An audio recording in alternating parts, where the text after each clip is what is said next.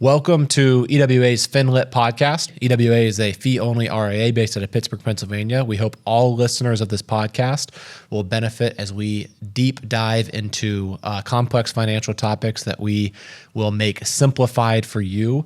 And we hope that this really serves as a catalyst so that you can make the best financial planning decisions for your family and also save time. Welcome everybody. This is our first episode with Jimmy Ruttenberg here. So the first question I got for Jimmy is, did you ever in a million years imagine yourself doing a podcast? I don't even know what a podcast is. Well, it's so anyways, quick introduction. Jimmy, we met over 10 years ago at our former place of a broker dealer and did a lot of joint work. Jimmy's an expert in estate planning, risk management, and I was doing a lot of the financial planning. So we were good partners when we were there. And fast forward 5 years, with Jimmy's son joined the firm a couple years ago, and then fast forward 5 years, and Jimmy's finally made the move. Is now a partner at EWA. So excited to get into some really big details about buy-sell agreements. Jimmy's worked with this hands. Really in the weeds, kind of in the trenches with a lot of business owners, high net worth business owners, closely family held businesses. And so we want to talk about really the importance of why planning and having these agreements is so important. And Jimmy has some real life stories to share with us. And then I know Jamison's working on one alongside Jimmy right now. So we're going to talk about give some high level advice on how you want to structure these things. And then obviously we'll welcome anyone that wants to discuss this for their business. So let's start with So Jimmy, you've been doing this over 30 years. Give us an example of, like a real life example. We don't need names, but let's start with the horror story of what happens if you have partners in a business, someone gets disabled, someone dies, and now suddenly the partner that's living is now unexpectedly partners with that person's wife or family.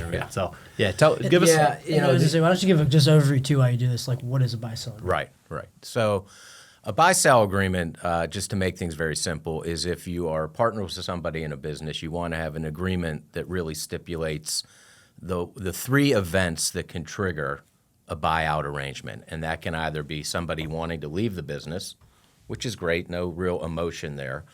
But the other two can be pretty difficult events. One can be a disability and one can be a death. Primarily, when you talk to business owners, the majority of the focus is always on the death. Although there should be some discussions about disability, and we do talk about that with our clients.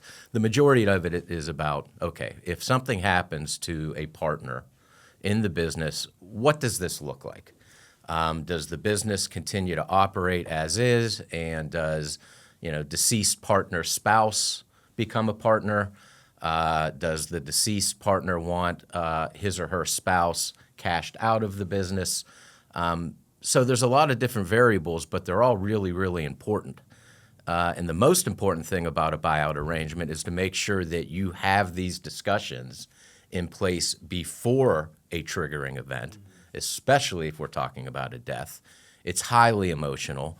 And it's it's the very last time that you want to be talking about, what is this worth? What do I get? Things of that nature. You have to have partners that agree on that before a triggering event like a death. And unfortunately, I've been in scenarios where agreements weren't in place, and it's just very, very difficult. It's difficult for the surviving spouse because, that's somebody that was, very meaningful to that person in their lives. They weren't just business partners. For the most part, they were, friends as well. So you lose a friend, you're mourning that, and now all of a sudden you have to come back and you've got to run a business under very, very different scenarios. And without those agreements in place that stipulate everything, it can get really, really, really difficult. Yeah, no question. Well, do you have a specific example and kind of the fallout that occurred? I do, and I chuckle not because of the circumstances, but as advisors, we always have to ask our clients all different kinds of questions around their financial plan and their businesses.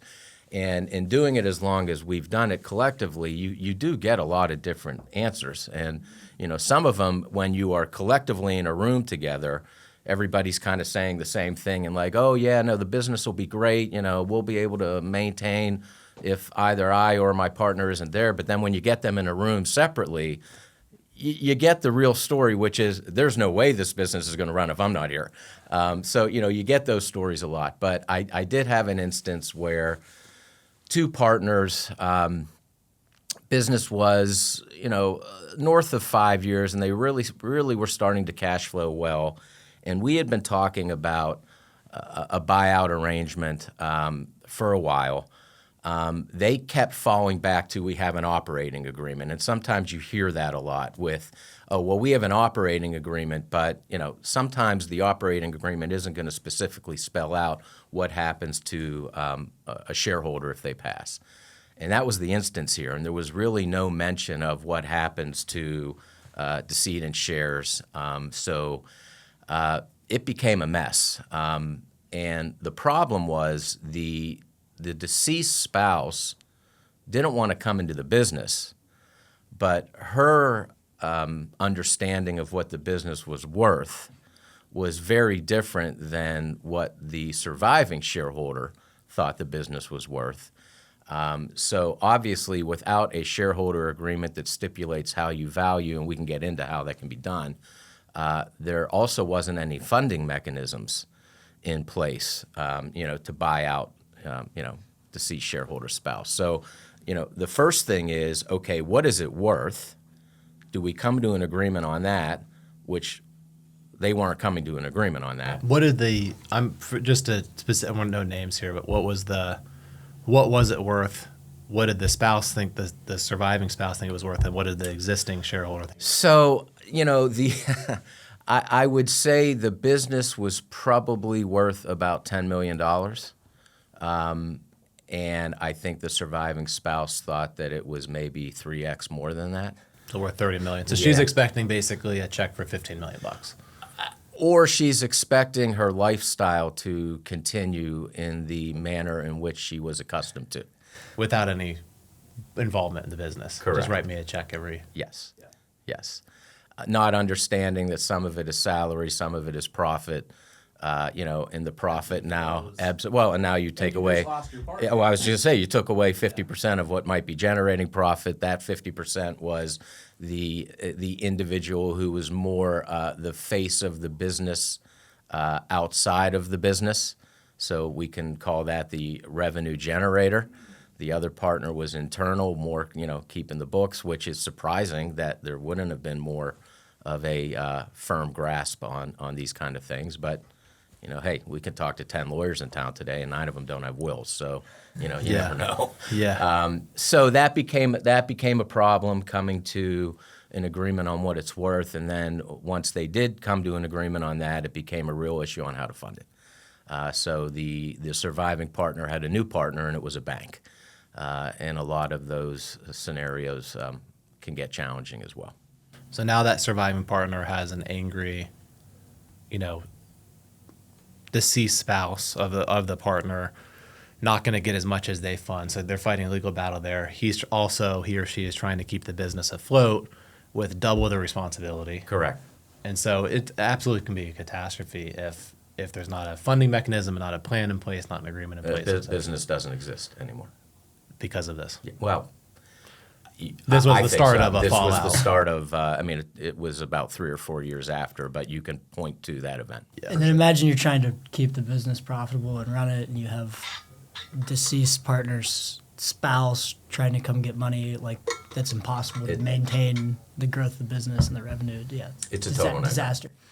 It's a nightmare to not have an agreement, and it's a nightmare to not have an agreement that's funded. Yeah. You're going to spend your time trying to figure this out. I've been in countless rooms when shareholders have passed with attorneys, and the first question the attorney always asks is, where's the money? Where's the cash? Now, that cash can be in deposits and in the company. It can be carrying it on a balance sheet. It can be insurance. It can be anything. But they need cash to work with. Yeah.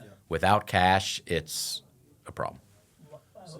I would say, legally speaking, in this case, let's say you have two partners, both married. In your example, real life example, one partner dies. Just like purely legally speaking, that's if they were 50-50 partners before death, the spouse now becomes a 50% partner of that business. Absolutely. So you now have an unexpected partner of a mourning spouse who's had no training, no experience, but now owns 50% of the company. Correct. And it's probably not going to agree with anything you say or do Because might not even understand anything you say or do. Yeah, and plus that's your former, let's just say they were two males, late husband was probably coming home to you every day talking about how horrible of a partner and the stresses that. Well, I don't know that. Well, I'm just saying anything's possible. Yeah. So there's probably a jaded experience coming in, and then that spouse is going to come in like at least from the experience I've seen this go south, is like a wrecking ball of I want my money, I want it now. Yeah, and all kidding aside, the deceased spouse, she's scared. Right. Am I okay? Yeah. Am I okay? Okay. I just lost my life partner, so I'm mourning that. But now, how am I paying my bills? Yeah. So it's just like I said in the outset. It's a very emotional time, and it's not the time to be dealing with financial issues where there needs to be agreement. Those discussions have to happen before a triggering event. No question. No question. I say, why don't we go through an example hypothetically? Let's say that the three of us are partners, $30 million business. How can we structure this? What would we do? What's the proper way to do it? Well, that won't be good because Lori completely trusts Matt, so it's probably not a good example. Well, so let's say it's a third, 10. Let's assume we're all married. Matt and I are not, but let's assume we all have spouses. Okay. So the right way to do this, so there's basically two ways. There's called an entity plan, where basically the company would own life insurance on each individual's, and this is the most simplified way to do it. Let's say we each have a stake that's worth $10 million, so the company would own $10 million policy on each of us, and then with the understanding that if one of us passes, that $10 million would go to the surviving spouse. Right. So let's say I'll pick up myself. Let's say I die, the company receives $10 million. You two collectively decide, okay, buy out Matt's spouse for $10 million, and then you're now 50-50 partners. It's clean. The only issue with the entity plan is if the business valuation occurs after death, which it will. Now the business is worth $30 million plus another 10 because the business owns that $10 million of life insurance, and now the business is worth 40. Now my hypothetical spouse you owe $13.33 million to, and you only have $10 million of cash. So you're still. This is like if you want a quick Band-Aid, simplicity, and just something quick. This will solve like 80% of the concern, but it's not. It's not the most efficient from a business valuation perspective. It's not efficient tax-wise because you two are not getting a personal step up in basis of that. So the right way to do this would be, so if you're going to say, I need something quick, I need something simple. The other advantage of an entity plan is that if there could be a difference, like let's say I'm not in good health and you guys are in perfect health. Well, if we wanted to fund this for life insurance, maybe the company's spending $10,000 on my policy and $2,000 each on your policy if it's a term life policy. But if it's an entity plan, it's more simplified as far as like it's a business expense we're agreeing to all, and there's no. Right. But the right way to do this would be a cross purchase plan. So James, give us a high level on what is a cross purchase plan and what are specifically the valuation and the tax benefits of doing it this way. Yeah, essentially instead of it being business owned, they're personal owned policies. So I would own a policy on you, on Jimmy. Make sure I explain this right. Matt dies, policy gets paid to me, so it doesn't go on the business's balance sheet. I then pays to me and Jimmy. Jimmy and I purchase the equity from the spouse. So in this example, we would each own five on million, each other. yeah. So there would be a total of 6 policies in place individually owned. That is the other advantage of an entity purchase. If you are going to use insurance to fund your agreement, it's less cumbersome. It's 3 policies. It's 3 policies instead of 6. So if you end up having a situation where there's 8 shareholders, you could have all. Yeah. I mean, it can get really cumbersome. The only thing I want to say, Matt, when you talked about Jamison and I agree to buy you out at your death, it's really, really important. That's in the agreement. Oh, yeah. So that's stipulated before. Jamison and I are not coming to that agreement after you die. Right. It is something that the three of us have agreed upon and is in the agreement that we all collectively agree we want our spouses bought out at a fair price for what we think our shares are worth, but we do not want them replacing me in the business and running the business with you. So that is in the agreement before there is a death. No question. Ideally, at some point, you have a valuation, or at least you know within Correct. the industry what the metrics are that you're getting. And that should be valued at. updated, I would say, every couple years, next 2 to 3 years, just to make sure it's, it's fair. And I was going to say, too, a thing like we may put each have $10 million. 5 years from now, the business could 3x. Correct. And now Matt dies, his value is worth $30 million instead of 10, and we only have $10 million to pay out in life insurance. And that I've seen that before, and that's okay. You can cash flow to some extent some of the obligation. You may not be in a situation where you can insure everything. Yeah. But boy, it's a whole lot better to be able to make a nice down payment and then maybe finance the rest. If you're in a position where you've got to finance everything right from the get-go, that's where it can become stressful in the business. No question. I think the most common, so you can have the buy-sell baked into a really good operating agreement, or you can have a separate buy-sell agreement on the books of the company. So in that example, I think it would be important to outline, it's basically, okay, we agree we're taking these life insurance policies in place. We need, I'm just making this up, 80% of whatever proceeds come in get paid to the surviving spouse, and then the remaining balance on that $30 million example has to get paid over a 5-year period. And then the business maybe takes a little bit of the life insurance proceeds to replace the partner that died. Yeah, that's So a the really, really good obligations- point, Matt, that you bring up. There's a key person component to really any of these discussions as well. So that's really important that you mentioned that. I think it's really important, though, as partners to agree, okay, we're going to have a down payment of either the amount of the life insurance or 80% of the life insurance, and the rest has to be paid over 5 years. So that way you can go home individually and explain that to spouses. Hey, just so you know, if I die, here's what it's worth now. I trust it's all in a written document. Here's what to expect. And this is done. So there's not a negotiation here.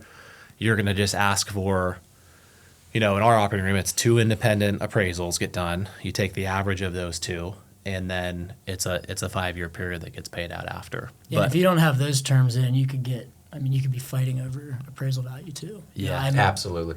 I may go get it appraised, and they're going to be, working for me. You're getting appraised, working for you, and if you don't have that in there to meet in the middle somewhere, that could take years to figure out what's paid out. we just did one for a company that's evolved into a tech company. It's like they've just gone crazy growth. And so when we originally did this, the company was worth $20 million. It was like a 60-40 split. So it was $12 million. The 2 partners was $12 million, an $8 million policy. And then fast forward even a year, and now the company's, hypothetically, if we use the same multiple, it's worth $50 million. So I went back to them and say, you have 2 options. I'm like, what's likely? And they think the industry is going to change, and they're just cash flowing like their own financial independence right now. Like they maybe sell, they may not, but they don't want to count on it. So instead of going back and getting $50 million total of life insurance, $30 million and 20, we kept it at 12 and 8. And then we updated the buy-sell agreement to say, whatever the life insurance proceeds buy out of the value, that's it. And then the remaining spouse will be a passive partner of profits. But they felt like that would be enough to make their spouses financially independent.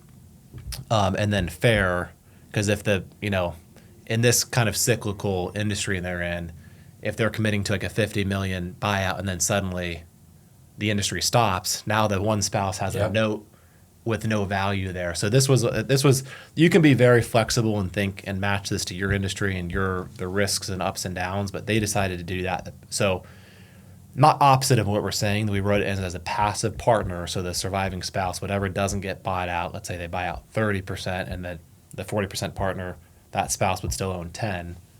They would get 10% of the profits, or they could agree to a buyout over that 5-year period. But that partner has the flexibility where it's like, I don't want to take the risk of buying this person out because the business could end in a couple of years. I'm just going to keep them on as a passive. And if the business explodes, that spouse gets 10%. If the business goes under, it doesn't. I'm not taking any additional risk. So you can be very flexible with these things. I think, go ahead. As long as everybody agrees, as long as the partners agree, you're another very good point. Yeah, every industry is different.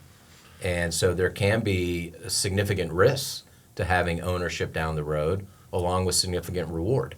So Right. you have to plan for all of that in an agreement. Yeah, and I say one thing I thought of that's a good solution. What I've seen happen too. Let's say Matt dies, me and Jimmy take the business over, spouse is paid out. Let's say a year, 2 years, we 2x the business and then sell it to an outside party.